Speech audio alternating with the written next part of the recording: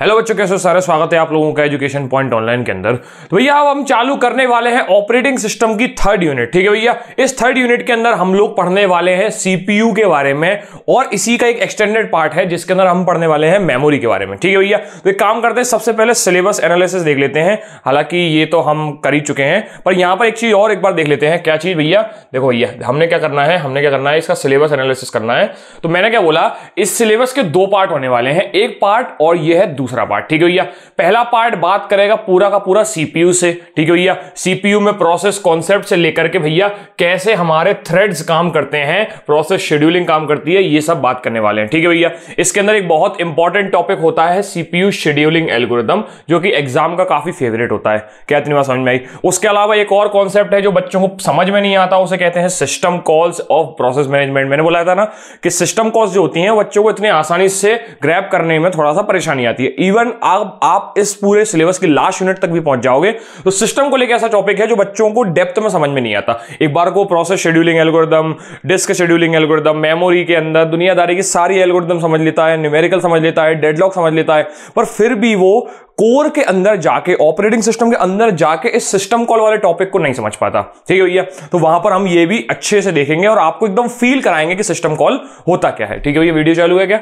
चालू है। ठीक है भैया, उसके बाद बात करेंगे यहां पर मेमोरी मैनेजमेंट भी। ठीक है भैया, मेमोरी मैनेजमेंट में हमारे पास कौन कौन सी डिफरेंट टेक्निक्स होती हैं, वहां से लेकर के हम पूरा वर्चुअल मेमोरी के भैया अगर हमारी मेमोरी एग्जॉस्ट हो जाती है तो उसके बाद क्या करना है, डिमांड पेजिंग के ऊपर भी अच्छे से ध्यान देंगे। ठीक है भैया, चलो तो बेसिकली मैं आपको जब वो आएगा तब तो डिटेल बताऊंगा। आप सिलेबस इंट्रोडक्शन के बीच में ही हम सबको सुना बता देंगे आपको।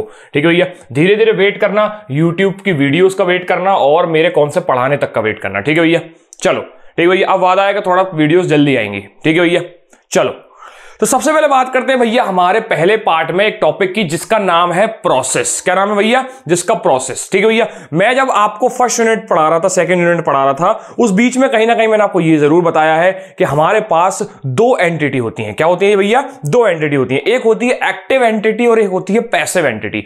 एक्टिव एंटिटी और पैसिव एंटिटी में अंतर मतलब इतना सा है, सिंपल सा, कि मैंने बोला कि मान लो ये है मेरा मेमोरी, ये है मेरी मेमोरी वेयरहाउस, या फिर बोल सकते हो आप ये मेरी फिजिकल मेमोरी है। क्या भैया? भैया हार्ड डिस्क ड्राइव या फिर सॉलिड स्टेट ड्राइव है ये मेरी मेमोरी इस समय। ठीक है भैया, तो यहां पर मेरे जो डेटा होता है वो परमानेंटली स्टोर रहता है, भले ही चाहे वो क्या हुआ, भले ही चाहे वो मेरा क्या हो, डेटा मतलब मेरी जो पावर है वो ऑफ हो जाए भले ही। तो ये है मेरी क्या, ये है मेरी हार्ड डिस्क ड्राइव। आप देख सकते हो बिल्कुल प्लेटर वेटर मैंने सब बना रखी है। ठीक है भैया, ये मेरी हार्ड डिस्क ड्राइव है। ठीक है भाई, मान के चलो इस हार्ड डिस्क ड्राइव के अंदर कहीं पर एक प्रोग्राम रखा हुआ है। ठीक है भैया, और ये प्रोग्राम है सी का प्रोग्राम, आप जावा का भी मान सकते हो अगर आपकी फेवरेट लैंग्वेज जावा है तो। ठीक है भैया, या फिर आप कोई गेम भी मान सकते हो। ठीक है भैया, आपको इसे गेम भी मान सकते हो। ठीक है भैया, मैंने बोल दिया कि ये मान लो GTA 5 है। क्या है भैया? ये GTA 5 का गेम है। ठीक है भैया, आप RDR2 PUBG कुछ भी मान सकते हो। ठीक है भाई, चलो तो ये मेरा एक गेम है जो मेरे हार्ड डिस्क ड्राइव के अंदर रखा हुआ है। ठीक है, ये इस समय जब तक ये हार्ड डिस्क के अंदर रखा हुआ है तब तक ये एक प्रोग्राम कहलाता है। मतलब भैया ये सिर्फ एक कुछ कोड्स का, कुछ फाइल्स का कलेक्शन कहलाता है। ठीक है भैया, जब तक ये हार्ड डिस्क मेमोरी के अंदर रखा हुआ है, जब तक ये फिजिकल मेमोरी के अंदर रखा हुआ है, तब तक ये कलेक्शन ऑफ इंस्ट्रक्शन क्या कहलाएगा भैया? Collection of instruction. ठीक है भैया, मतलब भैया कुछ नहीं है, कुछ कोड लिखे हुए हैं जो कि कहीं पर रखे हुए हैं, बस इतनी सी बात है। ठीक है भैया, और इस स्टेट को बोला जाता है passive state.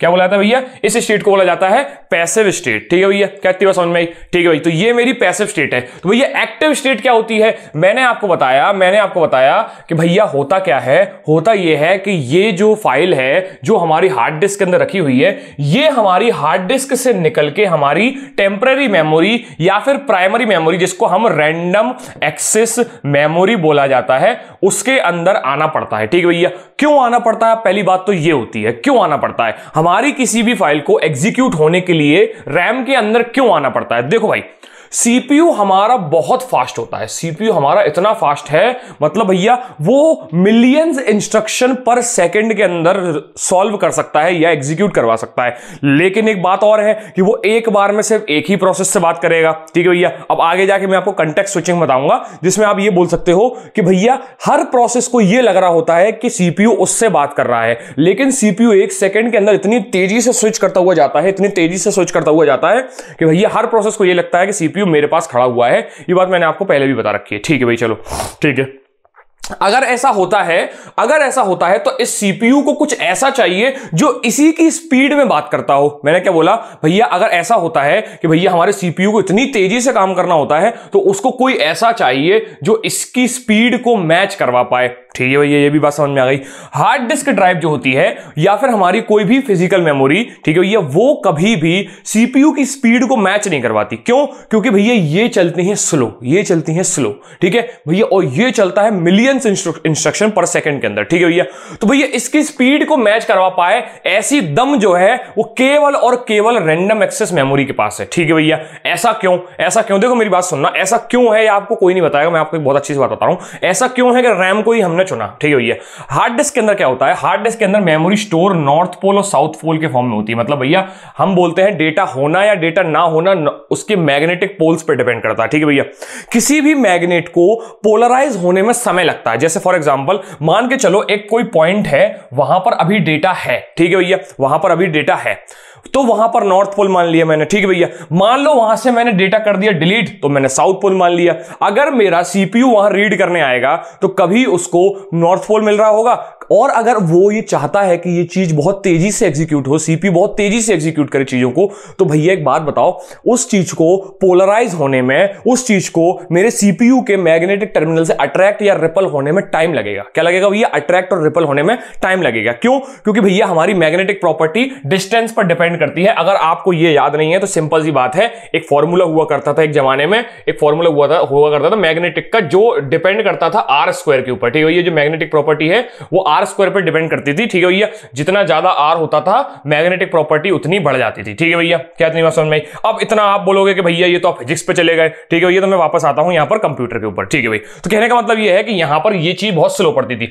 Random access memory क्या करती है, ये बात करती है बिट्स के अंदर, 0 या 1 के अंदर, मतलब बल्ब जलेगा या बल्ब नहीं जलेगा, बल्ब जलेगा या तो बल्ब नहीं जलेगा। सीपीयू ने देखा अगर बल्ब जल रहा है मतलब यहां पर कोई एक जगह है जहां पर 1 लिखा हुआ है, इसका मतलब वहां डेटा है। अगर कोई एक जगह है जहां पर 0 है, वहां पर डेटा नहीं है। सीपीयू बस इतनी सी बात समझेगा, ठीक है भैया। तो हमको ये पता चल गया रैंडम एक्सेस मेमोरी जो है वो सीपीयू की स्पीड को मैच करवा लेती है। इसीलिए हम सारा का सारा प्रोसेस जब भी सीपीयू को देना होता है तो हम उसको रैम के अंदर लेके आते हैं, और सीपीयू सिर्फ और सिर्फ रैम से ही बातचीत करता है। तो भैया एक बात बताओ, ऑपरेटिंग सिस्टम मेरा एक प्रोग्राम है, आप बोलते हो ऑपरेटिंग सिस्टम एक प्रोग्राम है, वो कहीं एक जगह पर रखा रहता है, कहीं हार्ड डिस्क के अंदर रखा रहता है। जब मैं कंप्यूटर ऑन करता हूं तो ऑपरेटिंग सिस्टम मेरा रैम के अंदर आता है। बिना ऑपरेटिंग सिस्टम को रैम पर लेके आए हम इस पर्टिकुलर चीज को भी एक्सेस नहीं कर सकते। मतलब भैया हमारा सीपीयू सारा काम जो है वो ऑपरेटिंग सिस्टम से करवाता है, ठीक है भैया।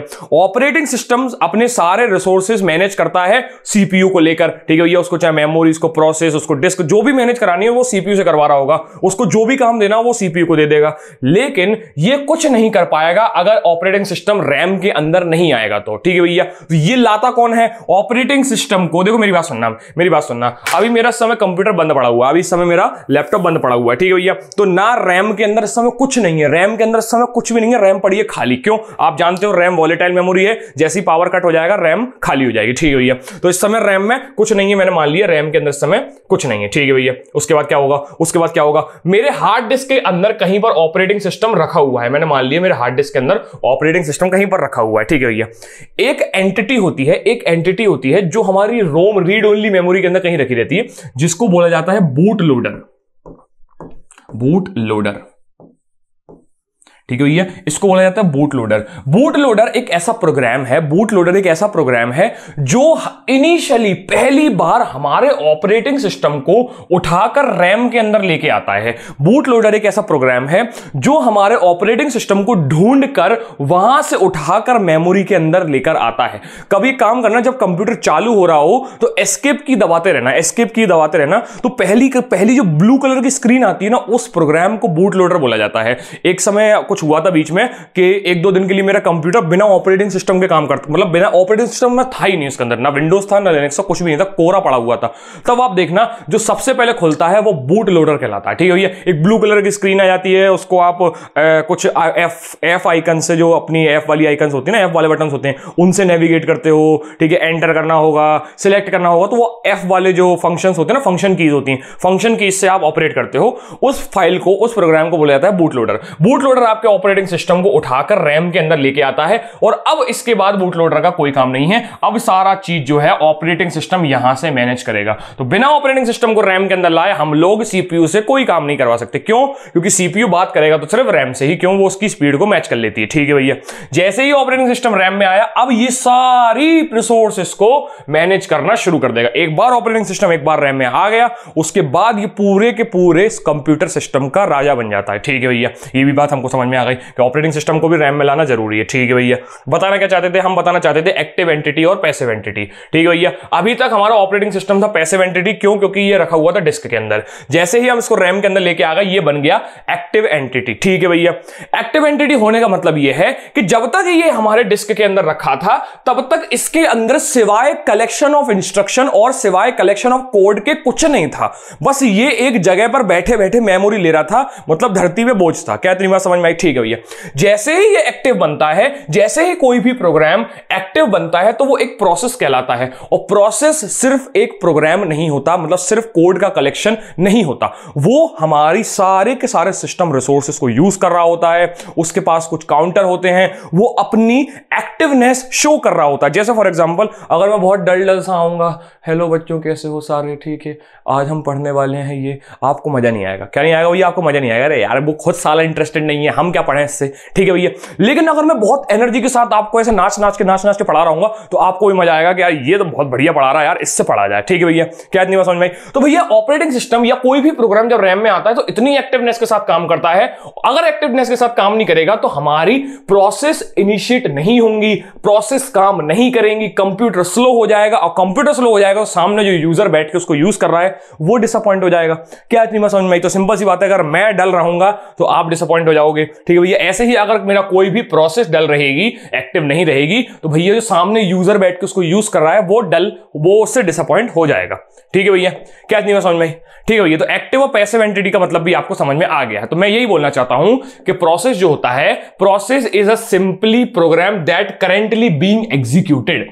प्रोसेस का मतलब ये होता है कि एक ऐसा प्रोग्राम जो इस समय एग्जीक्यूट हो रहा है, उसको हम प्रोसेस बोलते हैं। जैसे ऑपरेटिंग सिस्टम, पहले वो एक प्रोग्राम हुआ करता था जब वो डिस्क के अंदर रखा था, और उसको जैसे ही मैं रैम के अंदर लेके आया, उसको जैसे ही मैंने एक्टिव बनाया, वो क्या बन गया? एक प्रोसेस बन गया। क्या इतनी बात समझ में आई? ठीक है भैया, तो मैंने बोला कि भैया हमारा जो प्रोसेस होता है वो एक प्रोग्राम से कहीं गुना ज्यादा होता है। मतलब भैया हम उसके अंदर सिर्फ टेक्स्ट, सिर्फ कोड इंस्ट्रक्शन नहीं, उसके अलावा भी उसका एक अस्तित्व होता है। ठीक है भैया, क्या अस्तित्व होता है भैया? हमारा प्रोग्राम जो होता है वो पैसिव होता है। ठीक है भैया, जब जो सिर्फ स्टोर है एक डिस्क के अंदर, और जो प्रोसेस होती है वो एक एक्टिव एंटिटी है जो कि रन हो रही है, और भैया सीपीयू को और मेमोरी को, सारे यूटिलिटी फंक्शंस को, हमारे जो कंप्यूटर के होते हैं उन सब को यूज कर रही है एक्टिवली। मतलब भैया अगर उसको स्पीकर चाहिए, उसको कुछ सुनाना है, तो वो एक्टिवली स्पीकर का यूज कर रही है। जब उसका काम खत्म हो जाएगा तो वो उसको छोड़ देगी। ऐसा हमारा सारी की सारी प्रोसेस करती हैं। जैसे ही सीपीयू का काम खत्म होगा, वो सीपीयू से उठ के बाहर, रैम से उठ के बाहर चली जाएंगी। ठीक है भैया, क्या इतनी बात समझ में आई? तो भैया अंत में अगर मैं की पॉइंट बोलूं इसके ऊपर, तो मैं बोलूंगा प्रोग्राम स्टैटिक होता है, मतलब भैया वो वहां पर से बैठा हुआ है, और प्रोसेस होती है डायनेमिक। क्या होती है भैया? डायनेमिक। ठीक है भैया, क्योंकि वो लाइव चेंजेस कर रही होती है हमारी मेमोरी के अंदर, हमारे सिस्टम डिवाइसेस के अंदर। ठीक है भैया, इसलिए हम इसको डायनेमिक बोल देते हैं, एक्टिव बोल देते हैं, या पैसिव बोल देते हैं। इसको मैं बोलूंगा पैसिव। ठीक है भैया, और इसको मैं बोल दूंगा एक्टिव। क्या इतनी बात समझ में? ठीक है भैया। अब यहां पर जो लिखा हुआ है उसको आप नोट भी कर सकते हो। मैं थोड़ी चीजें मिटा देता हूं ताकि आपको दिखने में थोड़ा सा सही लगे, बस और कुछ नहीं है। ठीक है भैया, मैं यहां से मिटा देता हूं चीजों को। और मैंने आपको जो बताया प्रोग्राम और प्रोसेस के बारे में, थोड़ी सी एक्स्ट्रा इन्फॉर्मेशन दी कि कैसे बूट लोडर हमारे ऑपरेटिंग सिस्टम को रैम के अंदर लेकर आता है। ठीक है भैया, नोट किया गया? बहुत बढ़िया। चाहो तो रेफरेंस के लिए डायग्राम बना सकते हो, चाहो तो। वैसे तो मैंने बहुत खिचड़ी बना रखी है, तो उस खिचड़ी को आप ना ही खाओ तो अच्छा है। ठीक है भाई, ठीक है भाई। आ गया क्या? कुछ आया क्यों नहीं? कुछ आया क्यों नहीं? ठीक है भाई, चलो अब बात करते हैं भैया हमको प्रोसेस करती क्या, what does a process needed, process को चाहिए क्या क्या होता है। एक बात समझो, मैंने बोला कि प्रोग्राम जो है वो हार्ड डिस्क के अंदर रखा हुआ है। ठीक है भैया, उसको कुछ नहीं चाहिए, बस हार्ड डिस्क में एक जगह चाहिए। ठीक है भैया, प्रोग्राम को क्या चाहिए? प्रोग्राम को बस हार्ड डिस्क में एक जगह चाहिए, वो वहां पर एकदम बस फैल के पड़ा रहेगा, उसको कोई दिक्कत नहीं। ठीक है भैया, ठीक है, वो आलसी आदमी बन गया। लेकिन जैसे ही वो एक प्रोसेस बन जाती है तो उस प्रोसेस को चाहिए क्या क्या होता है, उसको क्या चाहिए होता है। ठीक है भैया, तो हम बताते हैं। प्रोसेस को चाहिए होती है सबसे पहले सीपीयू की अटेंशन, सबसे पहले चाहिए होती है सीपीयू की अटेंशन। और सीपीयू के अटेंशन के लिए वो आता है रैम के अंदर, और इसी से एक और जनरेट हो जाती है चीज कि उसको चाहिए एक मेमोरी। ठीक है भैया, मैंने क्या बोला, आते ही उसकी दो डिमांड है कि सबसे पहले उसको सीपीयू चाहिए। क्यों? क्योंकि उसको एग्जीक्यूट होना है, उसको चाहिए कि भैया मेरा काम जो है, जो यूजर चाह रहा है। अब देखो भैया, यूजर ने मुझ पर क्लिक किया है तो मुझे कुछ देख के ही किया होगा। ऐसा होता है ना, वो कुछ ऑफिस बोलते हैं कि अगर सर ने मुझ पे हाथ रखा है तो कुछ तो देख के ही किया होगा। या फिर मान के चलो कि हमारा जो प्रोग्राम है वो ये बोलता है कि अगर यूजर ने मुझ पर क्लिक किया है तो कुछ तो सोच के ही किया होगा। ठीक है भाई, तो जैसे उसने क्लिक किया तो उसकी पहली डिमांड है कि भैया मुझे काम करो, एक अच्छा सा ठंडा पानी का ग्लास लेके आओ। मतलब सिंपल सी बात यह है, उसकी डिमांड बढ़ जाती है और बोलता है कि काम करो, सीपीयू लेके आओ। ठीक है भैया, सीपीयू आ गए भाई साहब। सीपीयू बोलेंगे हम तुमसे ऐसे बात नहीं करेंगे, काम करो, पहले रैम में आके बैठो। ठीक है भैया, हम तुमसे ऐसे बात नहीं करेंगे, हम बहुत तेज हैं, तुम बहुत स्लो है, काम करो, पहले रैम में आके बैठो।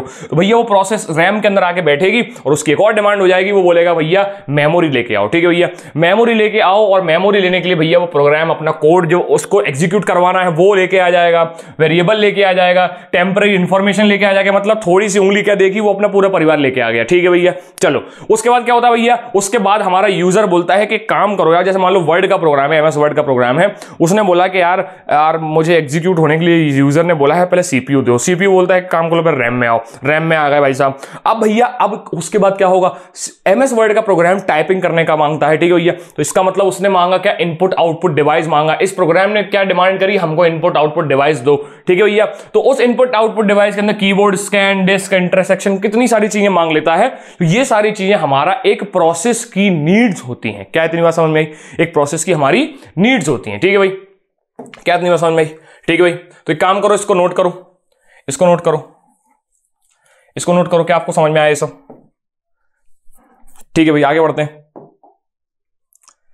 ठीक है भाई, चलो अब बात करते हैं एक प्रोसेस के अंदर एक्चुअली में होता क्या क्या है। एक प्रोसेस जो है वो पहले जब वो हार्ड डिस्क के अंदर रखी हुई थी, तो एक जगह पर सिर्फ मेमोरी ले रही थी। लेकिन जैसे ही वो हमारी रैम के अंदर आके एक्टिव बन जाती है, तो इस प्रोसेस के अंदर एक्चुअली होता क्या क्या है जो इसको एक्टिव बना देता है। ठीक है भैया, एक एक करके हम देखना शुरू करते हैं। देखो भाई, सबसे पहले जो वो कोड अंदर रखे था वहां पर, जहां हार्ड डिस्क थी वहां पर भी, और जो कोड यहां पर लेके आया वो यहां पर भी, दोनों जगह पर एक कोड होता है जिसको हम प्रोग्राम सेक्शन बोलते हैं। ठीक है भैया, प्रोग्राम सेक्शन हमारे इस प्रोसेस का पहला हिस्सा होता है। ठीक है भैया, क्यों? क्योंकि ये यहां पर भी यही लेके बैठा था और वहां पर भी लेके बैठा है। ठीक है भैया, ये दोनों चीजें हमको कांस्टेंट हैं दोनों जगह पे। ठीक है भैया, इसके अलावा क्या होता है? इसके अलावा होता है प्रोग्राम काउंटर, और इसके अलावा एक और बोला जाए तो इंस्ट्रक्शन रजिस्टर। ठीक है भैया, अभी इस समय आप पढ़ रहे होंगे कंप्यूटर ऑर्गेनाइजेशन, ठीक है भैया, और आर्किटेक्चर। वहां पर आप लोगों ने पीसी और आईआर के बारे में सुना होगा।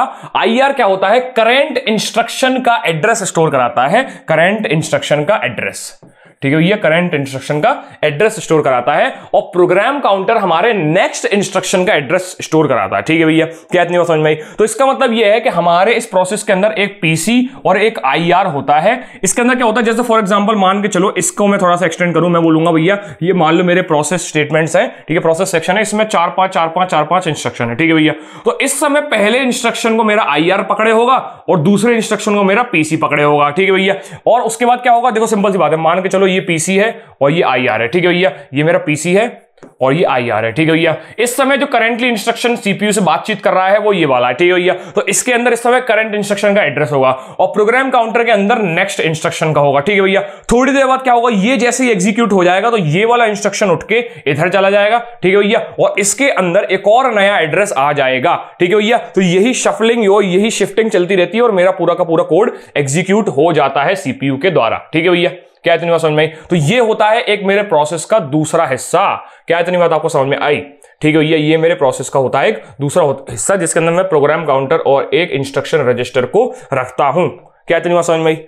ठीक है भैया। अब बात करते हैं स्टैक की। स्टैक क्या होता है भैया? स्टैक बेसिकली एक मेमोरी होती है जो कि लास्ट इन फर्स्ट आउट के प्रिंसिपल पे फॉलो करती है, ठीक है भैया। अब ये जो आप थोड़ा सा प्रोग्रामिंग पढ़ के आए होंगे तो आपको समझ में आता होगा कि स्टैक का मतलब क्या होता है, फर्स्ट इन फर्स्ट आउट, ठीक है भैया। इससे पहले के आपने सेमेस्टर के अंदर डीएसए पढ़ा होगा जहां पर आपने स्टैक के बारे में सुना होगा, ठीक है भैया। अब उसको जाने दो, वो तो डीएसए की बात थी। यहां पर मैं बोलता हूं कि स्टैक का सिंपल सा मतलब ये होता है कि हमारा स्टैक जो होता है वो फंक्शन पैरामीटर, लोकल वेरिएबल्स और कुछ रिटर्न एड्रेसेस को स्टोर करता है। कुल मिला के कहने का मतलब यह है कि मेरे जो प्रोग्राम सेक्शन है, जो मेरा कोड सेक्शन है, उसके अंदर अगर कोई फंक्शन लिखा होगा तो उस फंक्शन के क्या क्या पैरामीटर्स हो सकते हैं, उस पूरे के पूरे कोड के क्या लोकल वेरिएबल्स हो सकते हैं, वो फंक्शन क्या रिटर्न कर रहा है, ये सब चीजें हमारा स्टैक स्टोर करके रखता है। और ये सारी की सारी ऐसी इंफॉर्मेशन होती हैं जो कि हमको एग्जीक्यूट करने के बाद पॉप आउट कर देनी होती है, इसलिए मैं स्टैक का यूज करता हूं। क्या इतनी बात समझ में आई? बात करते हैं डेटा सेक्शन की। डेटा सेक्शन में और स्टैक सेक्शन में सिंपल सा अंतर ये होता है कि स्टैक सेक्शन जो है वो एग्जीक्यूट करने के बाद हमारी इंफॉर्मेशन को पॉप आउट कर देता है, पर यहां पर डेटा सेक्शन के अंदर वो कांस्टेंट्स और वो स्टैटिक वेरिएबल्स होते हैं जो कि हमको थ्रू आउट द प्रोग्राम जरूरत पड़ने वाली है जब तक प्रोग्राम रन हो रहा है। प्रोग्राम जब तक रन हो रहा है, अब जब तक प्रोग्राम रन हो रहा है तो वो क्या कहलाएगा, प्रोसेस, ठीक है भैया। और जैसे ही प्रोसेस एंड हो जाएगी, ये जितनी भी चीजें एक्स्ट्रा हमारे रैम के अंदर आई हैं वो सारी फ्लश आउट हो जाएंगी, ठीक है भैया। क्या इतनी बात समझ में आई? ठीक है भाई, चलो इसके अलावा क्या होता है भैया? इसके अलावा हमारे प्रोसेस के अंदर एक हीप मेमोरी होती है जो कि मान लो किसी हमारे एक प्रोसेस के किसी इंस्ट्रक्शन के बीच में अगर हमको डायनेमिकली रैम के अंदर मेमोरी अलोकेट करवानी है। देखो भाई, सिंपल सी बात है, सिंपल सी बात है, जब हमारा प्रोसेस बनेगा, जब हमारा प्रोग्राम एक प्रोसेस बनेगा तो वो रैम के अंदर एक छोटा सा हिस्सा ले लेगा, ठीक है भैया। उसमें मैंने बोला कि वो यहां पर आया, उसने यहां पर हमारा कोड सेक्शन, ठीक है भैया, प्रोग्राम सेक्शन, उसके अलावा हमारा process, program counter, instruction register, ठीक है भैया, स्टैक, ठीक है भैया, उसके अलावा हमारा डेटा सेक्शन, ये सब तो ऑक्यूपाई कर लिया, ठीक है भैया। उसके अलावा यहां पर कोड सेक्शन के अंदर कोई कोड लिखा होगा जो कि एक एक्स्ट्रा मेमोरी की डिमांड करेगा। अब ये एक्स्ट्रा मेमोरी मैं अपने सिर पर रख के दूंगा क्या? अब ये एक्स्ट्रा मेमोरी मैं अपने सिर पर रख के दूंगा, हमारा ये हिस्सा तो ऑलरेडी रिजर्व हो गया इस कोड के लिए, तो इधर भी नहीं दे सकता। तो फिर मैं इस पर्टिकुलर इंस्ट्रक्शन के लिए हमारी रैम के अंदर कहीं पर एक जगह होगी जिसका नाम होगा हीप, और यहां पर मैं उसको एक जगह दूंगा और इस जगह पर इस जगह का एड्रेस होगा, मतलब इस जगह पे ये जो जगह है, इस जगह का जो भी एड्रेस होगा वो यहां पर मैं स्टोर कर लूंगा। तो जब भी ये कोड की नीड पड़ेगी, हमारा यहां से वो पर्टिकुलर डेटा जाएगा और एग्जीक्यूट हो जाएगा, ठीक है भैया। मैंने क्या बोला कि यहां पर जब भी मुझे डायनेमिकली जरूरत पड़ेगी तो मैं इस सेक्शन के अंदर नहीं करा सकता ना। क्यों नहीं करा सकता? क्योंकि यहां मेरा ऑलरेडी इतना सारा कोड लिखा हुआ है, ठीक है भैया। बहुत सारे हमारे पास एट्रीब्यूट्स हैं इस प्रोसेस के, तो हम क्या चाहेंगे, डायनेमिकली हमारे रैम के अंदर मेमोरी एलोकेट हो जाए, बाहर कहीं जाके एलोकेट हो जाए। तो ये चीज बाहर कहीं जाके एलोकेट हो जाएगी, जैसे इसका काम हो जाएगा ये फ्लश आउट हो जाएगी, मतलब रैम से बाहर चली जाएगी। क्या इतनी बात समझ में आई? क्या इतनी बात समझ में आई? ठीक है भाई, चलो ठीक है भाई, तो हमको समझ में आया कि हीप का मतलब क्या होता है। इसके अलावा अदर रिसोर्सेस होते हैं भैया, हमारे नेटवर्क कनेक्टिविटी के, भैया हमको रास्ते में कहीं पर कम्युनिकेशन करना है, कोई मेल भेजना है, जैसे मान लो जीमेल का प्रोग्राम चल रहा है, जीमेल के प्रोग्राम में आप भैया क्या देख रहे हो, आप अपने पुराने मेल्स चेक कर रहे हो, ठीक है, इनबॉक्स चेक कर रहे हो, करंट मेल्स को खोल रहे हो, आपने बीच में टाइप किया एक मेल और किसी को भेज दिया। अब जैसे ही आप मेल टाइप करके भेजोगे तो एक नेटवर्क कनेक्शन का हमको जरूरत पड़ेगी, यूडीपी, टीसीपी, आईपी, किसी प्रोटोकॉल की जरूरत पड़ेगी, तो वो भी हमारा एक अदर इंस्ट्रक्शन के अंदर हमारे इस पर्टिकुलर प्रोग्राम के अंदर स्टोर होगा। अब अदर इसलिए है क्योंकि ये डिपेंड करता है कि आप किस तरह का प्रोग्राम इस्तेमाल कर रहे हो, ठीक है भैया। गेम का होगा तो उसके अलग अदर इंस्ट्रक्शन, अदर रिसोर्सेज होंगे, नेटवर्क का होगा तो उसके अलग होंगे, ठीक है भैया, वर्ड का होगा तो अलग होंगे, साइबर का होगा तो अलग होंगे। तो ये डिपेंड करता है आप किस तरह का प्रोग्राम जो है उसको प्रोसेस बना रहे हो। क्या इतनी बात समझ में आई? किस तरह का प्रोग्राम जो है वो उसको आप प्रोसेस बना रहे हो, तो ये अदर रिसोर्सेज उस पर डिपेंड कर जाते हैं। ठीक है भैया, जैसे फॉर एग्जांपल आप एक एंटीवायरस चला रहे हो, तो एंटीवायरस का एक काम होता है कि वो पहली बात तो देखो आपका वायरस हटाएगा, ठीक है, डिस्क क्लीन करेगा, फलाना फलाना करेगा। जैसे फॉर एग्जांपल उसको अपडेट होना है, तो अपडेट होने के लिए उसको नेटवर्क कनेक्टिविटी चाहिए होगी, तो एंटीवायरस के एक अलग अपने क्या हो जाएंगे, नेटवर्क कनेक्शंस या अलग रिसोर्सेज हो जाएंगे अदर वाले। क्या इतनी बात समझ में आई? क्या इतनी बात आपको समझ में आई? ठीक है भैया, नोट किया गया, नोट किया गया, शाबाश। ठीक है भैया, ठीक है भाई, आगे बढ़ते हैं। अरे यार तो बीच बीच में पेज आते जा रहे हैं। ठीक है भैया, फाइनली मैं एक चीज पे बात करूंगा कि हमारा ऑपरेटिंग सिस्टम का रोल क्या होता है प्रोसेस मैनेजमेंट के अंदर। देखो भाई, हमारी सिंपल सी बात है, प्रोसेस मैनेजमेंट मैंने आपको बोला था जब मैं आपको फंक्शंस बता रहा था ऑपरेटिंग सिस्टम के, तो मैंने आपको एक चीज बोली थी कि ऑपरेटिंग सिस्टम का एक फंक्शन होता है, जैसे कि हमारा फाइल सिस्टम मैनेज करना होता था, ऐसे ही प्रोसेस मैनेज करना भी होता है। ठीक है भैया, तो ये हमारे ऑपरेटिंग सिस्टम के फंक्शंस होते हैं। तो ऑपरेटिंग सिस्टम अपनी जिम्मेदारी मानते हुए ऐसे कौन कौन से काम करता है ताकि वो प्रोसेस को मैनेज कर पाए। ठीक है भैया, चलो, तो पहला काम है क्रिएशन ऑफ प्रोसेस। क्या भैया? Creation of process. और सिंपल सी बात है भैया, प्रोसेस हम किसको बनाएंगे? एक प्रोग्राम को बनाएंगे। एक प्रोग्राम को प्रोसेस बनाया जाता है। तो whenever you run a program, the operating system create a new process for it. मैंने क्या बोला? मैंने ये बोला कि जब भी हम किसी प्रोग्राम को रन करने के लिए डबल क्लिक करते हैं, तो वो रन करने के लिए वो हमारी रैम में उठ के आ जाता है, और रैम में उठ के आकर वो सीपीयू का अटेंशन पा जाता है, और अटेंशन पा जाता है तो वो क्या बन जाता है? एक प्रोसेस बन जाता है। मैं फिर से बोलता हूं, देखो हमारे पास दो तीन तरीके की चीजें होती हैं, मैं भी आपको यहां पर बताऊंगा। दो तीन तरह की चीजें होती हैं। क्या होती हैं? ये लास्ट पॉइंट देखना। लास्ट पॉइंट में लिखा हुआ है कि एक प्रोग्राम के कुछ काम, मतलब एक प्रोग्राम की कुछ स्टेट्स होती हैं कि वो इस समय रेडी बैठा हुआ है, या रन कर रहा है, या वेटिंग स्टेट में है, या फिर ट्रैश आउट हो चुका है, क्लीन अप हो चुका है। ये हमारी प्रोग्राम की कुछ स्टेट्स होती हैं। ठीक है भैया, अगर वो प्रोग्राम रन कर रहा होता है, देन ओनली से कि वो एक प्रोसेस है। मतलब सिंपल सी बात है कि इतनी सारी स्टेट में से हम प्रोसेस उसको सिर्फ तब बोलते हैं जब वो रन हो रहा होता है, सीपीयू के पास होता है। इसके अलावा भले ही वो रेडी स्टेट में रैम के अंदर बैठा हो, वेटिंग एरिया में किसी काम से बैठा हो, भले ही वो टर्न ऑफ हो गया, तो फिर तो मैं उसको प्रोग्राम ही बोलूंगा, प्रोसेस नहीं बोलूंगा। लेकिन आप सोचोगे भैया रेडी और वेटिंग स्टेज में क्या दिक्कत है? हम तो उसको हार्ड डिस्क को उठा के लेके आ गए ना, अब तो वो हमारी जिम्मेदारी है। सिंपल सी बात है, अगर आप किसी को घर से उठा के लेके आ गए, मतलब ऐसा तो नहीं करना चाहिए, लेकिन फॉर एग्जाम्पल आप किसी को लेकर आ गए, तो अब तो वो आपकी जिम्मेदारी है ना। जैसे आप अपने घर से अपने मामा के यहाँ जाते हो, नानी के यहाँ जाते हो, तो वहां पर आपकी जिम्मेदारी लेना किसकी जिम्मेदारी है? नाना नानी मामा मामी की। ठीक है भैया, तो भैया हमारा यही तो बात है कि जब हम उसको पराए घर से, मतलब पराए घर से मेरा मतलब है हार्ड डिस्क से उठा के अगर रैम में लेके आ गए हैं, तब तो भैया रैम इसकी जिम्मेदारी है ना, सीपीयू की जिम्मेदारी है। लेकिन हम उसको सीपीयू की जिम्मेदारी सिर्फ तब देते हैं जब वो रन हो रहा होता है। इसके अलावा उसको रेडी स्टेट में और वेटिंग स्टेट में रखना हमारा प्रोसेस नहीं कहलाता। ठीक है भैया, क्या इतनी बात समझ में आई? ठीक है भैया, तब भी हम उसको प्रोग्राम ही बोलते हैं। ठीक है भैया, ये बात मैंने अभी आपको इसलिए बता दी क्योंकि मैं अभी थोड़ा सा बस आपको ये बताना चाहता था कि क्रिएशन ऑफ प्रोसेस का मतलब क्या है, और प्रोसेस बनना का मतलब सिर्फ रन होना। ठीक है भैया, इसके अलावा शेड्यूल कराना प्रोसेस। मैंने बोला भैया कि कौन सा प्रोसेस इसके बाद रन होगा ये भी पता होना चाहिए। जैसे क्या होता है ना, देखो हम लोग अपने कंप्यूटर के अंदर बहुत सारे इंस्ट्रक्शन को, बहुत सारी प्रोसेस को ओपन करके रख लेते हैं। कई बार विंडोज के ऊपर कभी आप ऑल्ट शिफ्ट और एस्केप दबाना, तो आपको बिहाइंड द सीन्स चलने वाले प्रोग्राम्स की लिस्ट मिल जाएगी। ठीक है भैया, टास्क मैनेजर जिसको बोलते हैं, टास्क मैनेजर खोलना, तो आपको बहुत सारी प्रोग्राम की लिस्ट मिलेगी जो बिहाइंड द सीन चल रहे होते हैं, आपको पता भी नहीं चल रहे होते। ठीक है भैया, चलो, तो ये सारे प्रोग्राम्स चल रहे होते हैं पीछे, तो इनमें से पहला कौन सा, फिर उसके बाद कौन सा, फिर उसके बाद कौन सा। मैंने आपको ये भी बोला था कि सीपीयू मिलियंस इंस्ट्रक्शन पर सेकंड में सॉल्व कर देता है, तो वो जो मिलियंस इंस्ट्रक्शंस हैं उनके अंदर पहला कौन सा होगा, उसके बाद कौन सा होगा, अगर वो बीच में कहीं इंटरप्ट कर जाता है तब क्या होगा। तो जो हमारा ऑर्डर है वो कौन मेंटेन करेगा भैया? ऑपरेटिंग सिस्टम, जिसको शेड्यूलिंग बोली जाती है, जो काफी इंपॉर्टेंट टॉपिक होता है इस यूनिट का, और आगे जाके हम इसको डिटेल में पढ़ेंगे। ठीक है भैया, तो मैंने आपको यही बोला कि भैया हमारी बहुत सारी प्रोसेस चाहती हैं कि हमको रन होना है। ठीक है भैया, एक सेम टाइम पे बहुत सारी प्रोसेस चाहती हैं कि हमको रन होना है, तो operating system must be choose. Operating system के पास ये राइट होता है ये चुनने का कि किसको मुझे सीपीयू देना है, कितनी देर के लिए देना है, कब ले लेना है, कब तक देना है, उसके बाद वापस। क्या इतनी बात समझ में आई?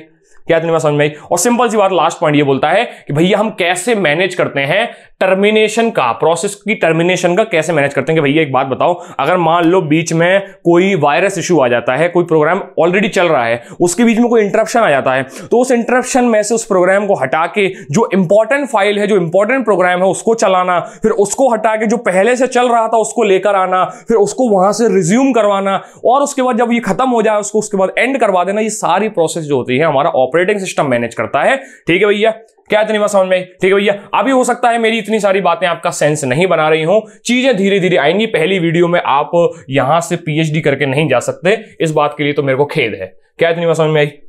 ठीक है भैया। ऑपरेटिंग सिस्टम के रोल समझ में आएगा। मैंने यहां पर बोला था कि भैया अलग अलग स्टेट्स होती हैं, ये स्टेट्स के बारे में मैं आपको धीरे धीरे आगे जरूर बताऊंगा। क्या इतनी बात समझ में आई? क्या इतनी बात आपको समझ में आई? ठीक है भैया। कोरा कागज सा ये मन मेरा। ठीक है भाई, चलो भाई। तो यहां पर हमारा पहला जो वीडियो था हमारे ऑपरेटिंग सिस्टम की यूनिट 3 का, वो खत्म होता है, जहां पर हमने प्रोसेस के बारे में जाना, प्रोसेस कॉन्सेप्ट के बारे में जाना। एग्जाम में प्रोसेस कॉन्सेप्ट के बारे में अगर आता है तो ये जो 3-4 पॉइंट मैंने आपको बताए हैं, ये आपको वहां पर लिख के आने हैं। इसके अलावा भी जो आपको समझ में नहीं आया है कि क्या स्टेट्स होती हैं, कैसे मैनेज होता है, कैसे हम बीच में से उसको उठा के दूसरी जगह ले जाते हैं, फिर नई एक इंपॉर्टेंट प्रोसेस को लेके आते हैं, फिर उसको हटा के जो पहले थी उसको रिज्यूम कर देते हैं, ये सब कैसे करते हैं, ये सब क्या करता है सीपीयू, देखेंगे धीरे धीरे करके। मिलते हैं नेक्स्ट लेक्चर के अंदर, तब तक के लिए सीताराम।